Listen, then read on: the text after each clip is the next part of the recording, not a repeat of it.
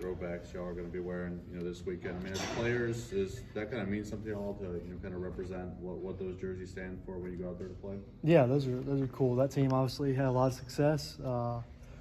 Really good team, obviously, to win the West and all that. It's a big accomplishment. And, that should give us extra motivation. A lot of those guys will be there, I'm sure.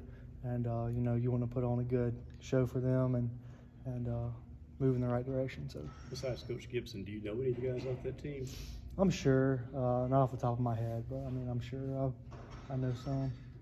And looking ahead at Kentucky, obviously, it's every game is important. This one even more so after losing the last one. I mean, what are your thoughts about them, and maybe how do you guys not get too emotional this week? Yeah, obviously they're very aggressive, physical, fast. Their rushing attack is obviously huge, and then they have a couple or a few good receivers that can hurt us too, and so that offense is very explosive. So we got to put a full week together, and then prepare mentally, physically, emotionally, and just have a great week. Started today. I thought we had a good day or a good night, and and just kind of keep that momentum and one game at a time and come ready. Going off of that, putting on a show, and we've talked a lot with you guys just about fast starts and all that. Mm-hmm. Outside of Arkansas, what do you feel like has prevented the defense from consistently coming out and putting their foot on the game right away?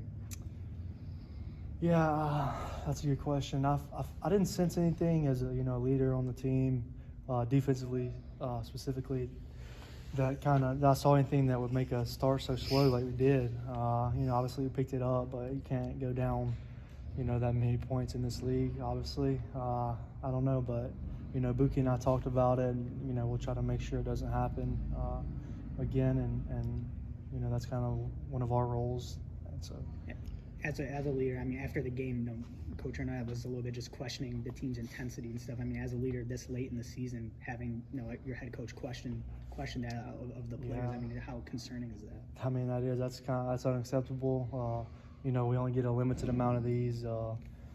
This year, your whole career, you never know when it's going to be your last game, last play, and so just not to give full effort and full intent, I just can't really wrap my mind around it too much.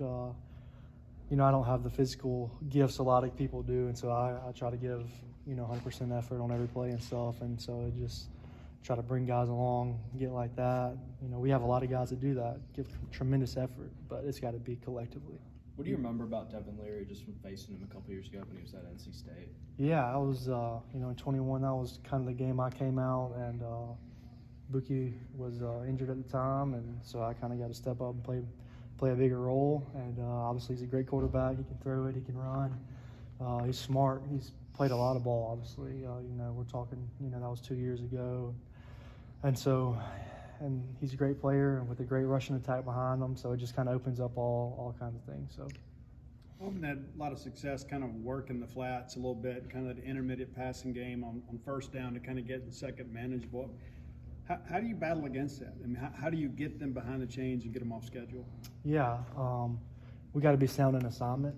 Some of those were assignment. We were in a great call when we messed it up, and so we got to be mentally locked in. Like I said, you have to prepare all week mentally, physically, and emotionally, and make sure that you can't have assignment errors in the SEC game. Not many. I mean, they're going to happen, but obviously you have to limit it.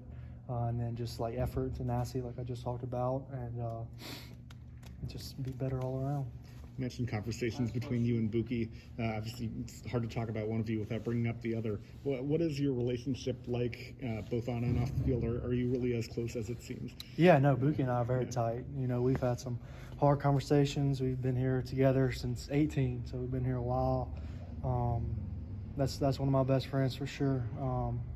And he's obviously the leader of the leaders of the team. And I'm just kind of in his shadow a little bit on the defense and stuff. And so we go as he goes. And obviously he's been playing phenomenal. And, he drags all of us to elevate. So I can't say enough great things about my dog, Book. But we can all get to playing like him. We'll be all right.